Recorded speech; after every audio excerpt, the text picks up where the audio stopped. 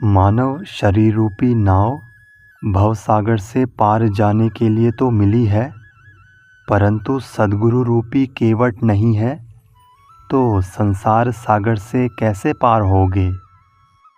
संसार के पथिक मनुष्य को ये विश्वास नहीं होता कि सद्गुरु के उपदेश से ही संसार सागर से तर सकते हैं। जब तक विषयों से वैराग्य नहीं होगा तब तक आत्मबोध रूपी मित्र नहीं मिलेगा, आत्मतृप्ति नहीं मिलेगी। न मन में आत्मज्ञान धारण करता है, न सत्संग करता है और न दया, क्षमा, शील, संतोष आदि सद्गुणों का आचरण करता है। संतों के उपदेशों को सुनता नहीं है। श्रोता के मन में श्रद्धा ना हो तो जैसे उपदेशक का ज्ञान कथन व्यर्थ जाता है, वैसे उसकी दशा है। न संतों के वचन पर ध्यान देता है और न मन की दुविधा जाती है। मूर्ख मनुष्य विवेक छोड़कर अपनी बुद्धिमता का बखान करता है। पलटू साहेब कहते हैं कि ऐसे लोग सद्गुरु के शब्दों पर थोड़ा भी विचार नहीं करते। मानव शरीर नाव तो मिली है, परंतु सद्गुरु केवट न होने से संसार सागर से कैसे पार होगा। जो अपनी मन चादर के वासना मल को धो सकता है, वो मनुष्य पहले के समान पुनः मर जाएगा। इसलिए हे साधक, अपने मन की चादर को धो ले।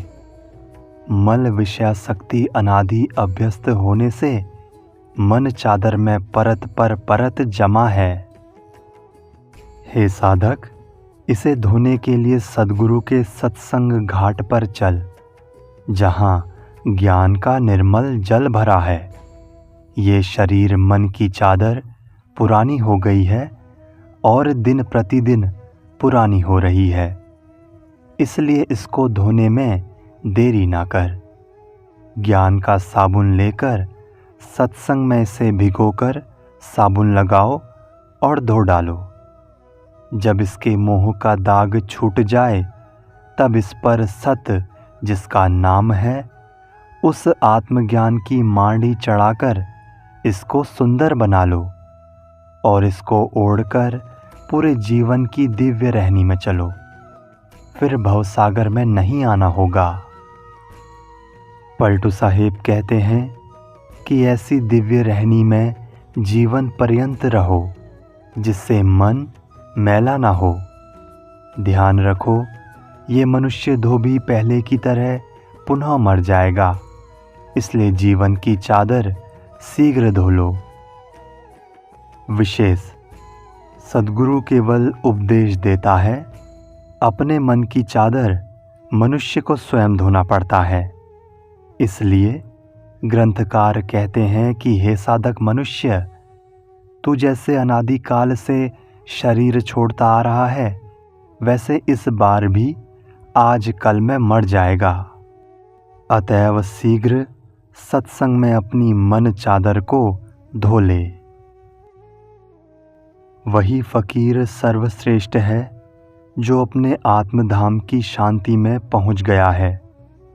जो पहुंच गया है उसके ऊपर विवेक का छत्र विराजता है।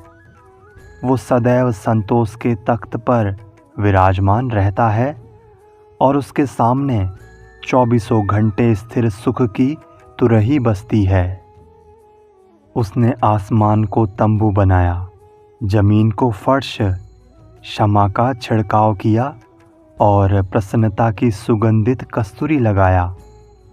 सत्य जिसका नाम है, उस आत्मज्ञान का वहाँ खजाना भरा है और वहाँ निरंतर सत्संग का भाला चलता है, जिसमें मन के सारे विकार शत्रु मारे जाते हैं।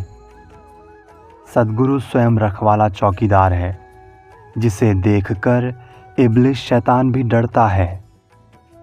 पलटू साहेब कहते हैं कि संसार और धर्म में उनसे बड़ा कोई नहीं है जो फकीर आत्म शांति धाम में निरंतर निवास करता है।